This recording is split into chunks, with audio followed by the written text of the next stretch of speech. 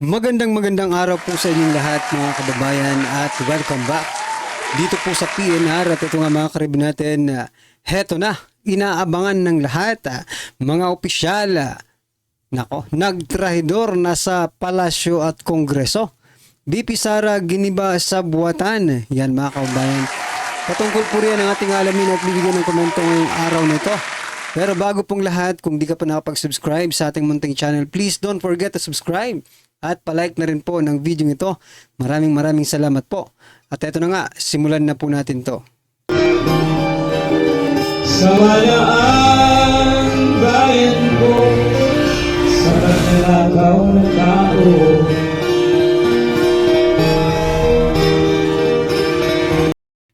Sen mga kababayan, bago po natin i-play ang video ito, eto mga karibin natin, may bagong patutsada, no?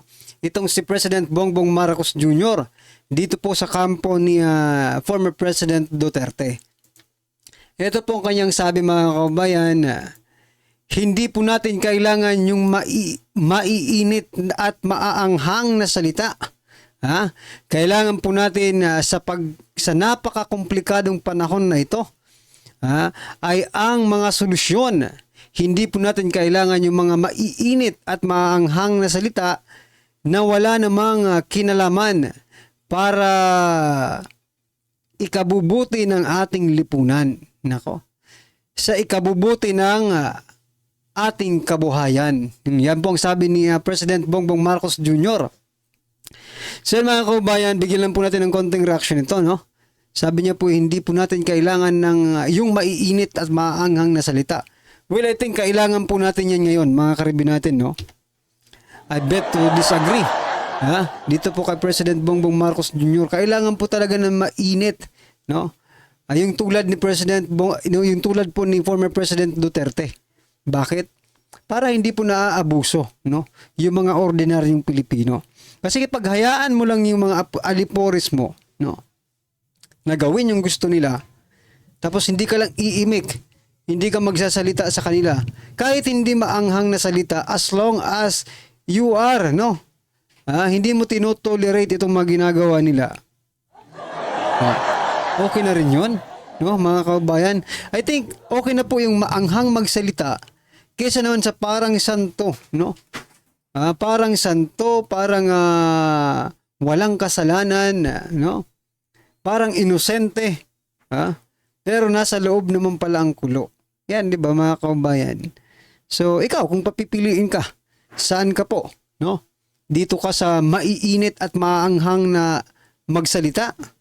Or dito ka po sa mga malasantong, mga pagmumukha, pero nasa loob naman pala ang kaliskis nila, no? Mga kababayan, grabe po eh, no? Grabe po yung mga patutsada ni President Bongbong Marcos Jr. Akala ko ba you're not going to use negative campaign, no? Pero bakit sa bawat sinasabi po ni former President Duterte, bakit kailangan yung mag-react, no? Bakit kung mag-react kayo napaka-OA naman, no?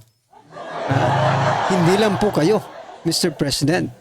Maging yung mga walang kinalaman doon sa mga pinagsasasabi ni former President Duterte ay sila patuloy itong putak ng putak.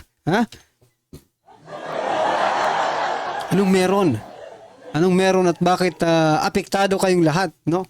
Grabe po yung power, no? Yung power ng word, no? Ni former President Duterte. Minsan lang magsalita mga kababayan, pero bakit apektado kayong lahat? Sa kanyang mga sinasabi, tinatamaan ba kayo? Di ba? Sabi nga, bato-bato sa langit ang tamaan, wag magagalit. Kapag tinamaan pala kayo, nagagalit kayo. Di ba? Ibig sabihin, dyan palang parang inamin nyo na kahit hindi naman pala kayo, kayo ang pinagsasabihan, di ba? Pinatutungkulan. Kasi putak kasi kayo ng putak. Kaya kahit hindi para sa inyo, parang sinasalo nyo na lahat. Nang sasabihin ni former President Duterte. Well, anyway, sana nga lang ay masalo nyo lahat. Para na naman sa inyo. Diba? Eto mga kababayan, isang pambubudol na naman ni Romualdez, Speaker Martin Romualdez sa ating mga ordinaryong Pilipino. Ano po ang kanyang sabi? Ito po mga kababayan. Sabi po ni Speaker Martin Romualdez, abot kaya dapat. Lowering food prices remains Marcos admin's top priority. Nasa Pilipinas ka ba? Or nasa ibang planeta ka na ngayon? Speaker Martin Romualdez, talaga bang priority po ng administrasyong ito ang pababain, no? Ang presyo ng mga bilihin? I think hindi mo lang ngayon sinabi to, mga kababayan. Sa palagay niyo po ba, eto na lang, kayo na po ang tatanungin ko, sa palagay niyo po ba priority talaga ng administrasyong ito ang pagpapababa yan ng presyo ng mga bilihin ng food, especially food, sabi po, food, bigas, pagkain yan Parang ang labo nyo, no? Ang labo nyo talaga, Speaker Martin Romualdez. Parehas lang po kayo ni President Bongbong Marcos Jr., no? Nire-reverse psychology nyo yung taong bayan, no? Kala nyo ba effective yan? Hindi siguro. Kasi habang naghihirap po ang mga ordinaryong Pilipino, kayo naman, sinasabi nyong priority ang lowering food prices, no? Ng administrasyong ito. Teka lang. Parang hindi naman kayo namamalengke, Speaker Martin Romualdez. Sa bagay, no? Yung mga tauhan nyo kasi, yung namamalengke para sa inyo. Pero minsan pumunta na ito sa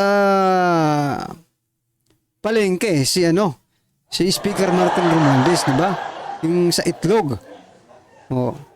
Sana naman po maging maging totoo kayo sa inyong mga sarili, di ba? Kung talagang priority, do something. Priority nga, wala naman kayong ginagawa. Priority hanggang sa bunganga lang. Hanggang sa bunganga lang itong sinasabi mong priority. Lowering the food prices remains Marcos admin top priority. Hanggang salita lang siguro to mga kababayan. Wala rin siguro tayong aasahan kasi magti 3 years na po, no? Wala. Mag-sosona na naman po. Baka sa sona, no? Baka mangako na naman na pababain yung presyo ng mga bilihin ay maniwala pa rin tayo. Sa palagay nyo, maniniwala pa ba ang ordinaryong Pilipino? I think so, di ba? So yan mga kabayan, ito pakinggan po natin at bigyan ng reaksyon ang video ito. Ito na po. Ito ang breaking news ngayon. Viral ngayon sa mundo ng social media. Ito na ang good news na pinakahihintay ng lahat. Napilit tinatago at tila ayaw ipalabas ng mga bayarang media. Matapos lumabas ng balitang kamakailan lamang na kinasuhan sa Korte Suprema ni Attorney Vic Rodriguez nang madiskubre ang mga di umano'y mga kababalaghan at nakakalulang bilyong pesong pondo na bigla na lang nilagay sa 2025 national budget. Tila magkaalaman na at wala nang lusot sa paghaharap sa hukuman nila Executive Secretary Lucas Bersamin, Senate President Chis Escudero at ang Speaker of the House na si Martin Romualdez. Mangyayari na sa April 1, 2025. Tahasang kinumpirma mismo ng Korte Suprema sa isinagawang press conference ni spokesperson Attorney Camille Su Mayteng na didinggin ang oral argument sa petisyong kwestiyon ang constitutionality ng Republic Act No. 12116 o ang General Appropriation Act Fiscal Year 2025. Pero bago tayo magpatuloy mga kapanig, kung bago ka pa lamang sa aming channel, ay huwag kalimutang mag-like, subscribe at i-click ang notification bell para mas maging updated ka palalo sa lahat pa ng mga bagong videos na i-upload namin. At yun na nga mga kapanig, mukhang magkakaalaman na at tila magkakalabasan na ng baho tapos kumpirmadong balitang maghaharap na sa Korte Suprema ang mga di umanay sangkot sa nasabing kababalaghan. Sa 2025 BICAM report. Inihain ang petisyon ng well-known lawyer na si Attorney Vic Rodriguez kasama ang Davao representative na si Isidro Ungab nang makita nila ang hindi kaaya-ayang mga blankong pahina ng nasabing appropriation bill. Pare-parehas na pinagkokomento ng Korte Suprema sina Lucas Bersamin, Chis Escudero at Martin Romualdez sa pagkukestyon na tila hindi raw naglaan ng mandatory funding ang nasabing budget sa PhilHealth. Labag din umano sa batas ang pagtaas ng mga appropriation nang higit pa sa rekomendasyon ng Pangulo at naglaan ito ng di umano pinakamataas na budget sa infrastruktura imbis na dapat sa edukasyon. May mga nasabing blanco din ang umanong So yun, mga kaubayan, pinagko-komento po sila within 10 days. Pero mga karibin natin humingi po ng extension na 5 days ang Solicitor General, mga kaubayan, para magkomento patungkol po dito sa petition na ito. Nako, sabi po ng ating mga kababayan baka gumagawa pa sila ng script para sa mga comment na yan. Isipin nyo mga kababayan, 10 days plus 5 days equals 15 days, kalahating buwan para lang magkomento diyan po sa petition na yan. Di kaya gumagawa pa nga talaga sila ng mas matibay na script or nililinis nila mga kababayan, no? Nililinis nila yung kalang mga kalokohan. Bicameral Committee Report on the General Appropriation Bill na isa sa mga pinakasentro ng reklamo ni Senator aspirant Attorney Vic Rodriguez. Narito ang kumpirmadong balita na inilabas ng Abante News sa kanilang official website, and I quote, "Oral argument sa 2025 budget kinasa ng essay." Itinakda ng Korte Suprema ang oral argument sa petisyon laban sa 2025 national budget sa April 1, 2025. Alas 2 ng hapon sa Supreme Court. Yan mga kaubayan, no, na may nakatakda na pong oral arguments dito sa petition na ito, no, laban sa 2025 national budget. Pero po, may kumakalat pong balita that this 2025 national budget has been released, no? Nung January 31, yung 66 I think 66.6 something budget percent, no, ng budget or 4.1 trillion ng budget ay na-release na noong January 31, mga kababayan. Dapat siguro magkomento ang palasyo about dito, no, if this is true. Kasi maraming kumakalat ngayon sa social media, di ba, na-share nga natin kanina yung amount. Ibig sabihin, kapag hindi sila nag-react dito, ito ay totoo, no? Na na-release na nga yung budget ng 2025. Pero meron pa pong reklamo dito, no? Kung ito ba ay constitutional or not, di ba? Pwede pala 'yun. Baguio Session Hall. Ito ay kaugnay ng petisyong certiorari at prohibition ni na dating Executive Secretary Vic Rodriguez, Davao City Representative Isidro Ungab at Rogelio Mendoza. Giit nila, labag sa konstitusyon ang inaprobahang 2025 General Appropriation Act. Ayon sa mga petitioner, walang pondong inilaan para sa PhilHealth. Lumagpas din umano sa rekomendasyon ng Pangulo ang ilang alokasyon at mas malaki ang inilaan sa infrastruktura kaysa edukasyon. Binanggit din nila ang mga blankong items sa Bicameral Committee Report ng GAB. Pinagkomento na ng Korte Suprema ang mga respondent na sina House Speaker Martin Romualdez, Senate President Francis Escudero at Executive Secretary Lucas Bersamin. End quote. Samantala, ito Yan mga kabayan, pinagkomento pero hindi pa nagkokomento, no? At na humihingi nga po sila ng 5 days na extension just to wrap up, no, the comment. And maraming comments siguro to. Baka 35 pages po itong comment nila,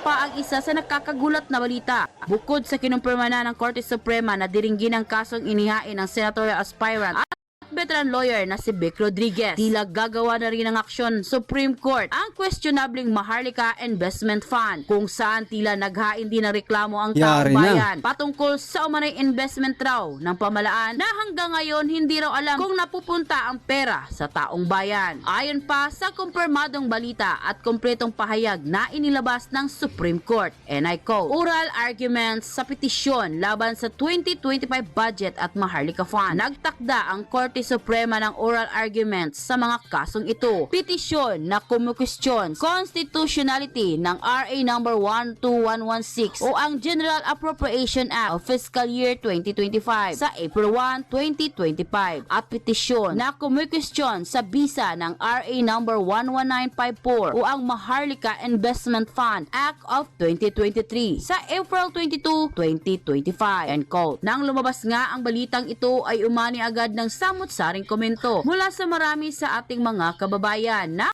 kung saan ay marami nga sa kanila ngayon ang hindi napigilan ng kanilang sarili na maglabas ng kani-kanilang hinaing at komento sa mundo ng social media. At ayon pa sa kanila, God bless the Dutertes. God bless the Philippines. Relax lang. God works in mysterious ways. He allowed these things to happen because He is in control of everything. Pray lang tayo. Thanks God. God is working with the truth. Will come out. Evil ways never win. We are Filipinos. We need peace and good governance in our country. Praying for the truth. We pray in the Sarah will be good. Maraming salamat sa hindi bias na essay sa mga lumalabas na problema ng ating bansa. God bless to those who have fair decisions sa mga sinampang complaint ng ating bayan at taong bayan. To all honest working committee in our country, continue to pray that God save the Philippines. Praise the asset of Tamba. Pigilang tumakas. Kung nakatakas ang ama mo, di kahayaang makatakas. Saradong backdoor at international airport, walang makalipad na mga private plane. Dapat magkaisa na ang taong bayan para ipagtanggol ang ating bansa na lugmok na sa utang dahil sa pangungurakot ng mga politikong nakaupo. End quote. Ang reaksyon o pahayag ng Malacanang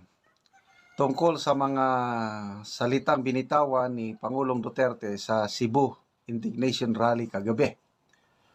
Ito, may post ang Philippine Star 31 minutes ago. Okay, basahin ko Malacanang dismisses former President Rodrigo Duterte's claim that President Marcos is veering towards dictatorship as a tall tale from a man prone to lying and to inventing hoaxes. Mahilig daw magsinungaling. Nag-iimbento lang katang isip. So yan na naman siya, no? Si Bersamin, mga kababayan, no? Ayan na naman po sila sa paratang nilang sinungaling si dating Pangulong Duterte, no? Sila rin po yung nagsabi na sinungaling si dating Pangulong Duterte about dyan sa Vicecam report na yan, no? Sila rin po ang nagsabi na nagsisinungaling, no? Big liar daw, liar, no? Itong si former President Duterte. Pero katapos-tapusan, mga kababayan, liar pa ba? Big liar pa ba? Itong si former President Duterte, dyan sa Vicecam na yan. Di napatunayang totoo yung sinasabi. At sino ba talaga ang may history ng kasinungalingan in terms of pagiging presidente, mga kababayan? Sino ba? Sino ba ang tumupad sa kanyang mga pangako? Sino ba ang hindi tumupad sa kanyang mga pangako? So ito ang exact word ni Executive Secretary Bersamin. We treat the former president's baseless and ridiculous statements in the same way that Filipinos are dismissive of them. A tall tale from a man prone to lying and to inventing hoaxes. Prone to lying daw, no? Prone to lying si dating Pangulong Duterte. I think mas kayo po ang sinungaling, no? Yung administrasyon po ang mas sinungaling kaysa po kay former PRRD. Sige nga, ES Bersamin, no? Sabihin mo kung hindi sinungaling si President Bongbong Marcos Jr. Doon sa sinabi niyang 5,500 flood control projects tapos na. Walang pumasok na may dalang baril at walang nagtergas at kung ano-ano pa doon sa KOJC, no? Oh. 'Di ba? Sinungaling 'yun eh. Pabababain ang bigas up to 20 pesos ang kilo. Wala rin, mga kababayan. 'Di ba? Sino ngayon ang sinungaling? 'Di ba mas prone kayo? Kasi bawat sinasabi ng administrasyong ito ay kabaliktaran. So it means kayo po ang prone to lying. O, kayo po ang prone, hindi po si ano. Kayo po ang madalas, no? Magsinungaling, 'di ba?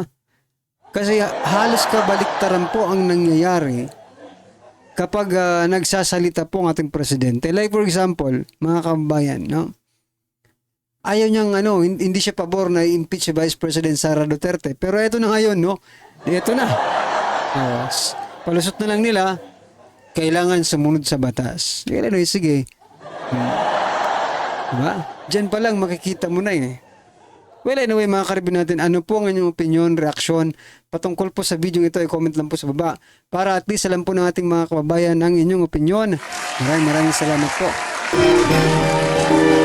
Sa kanya ang bayan ko, sa kagnakaw ng tao.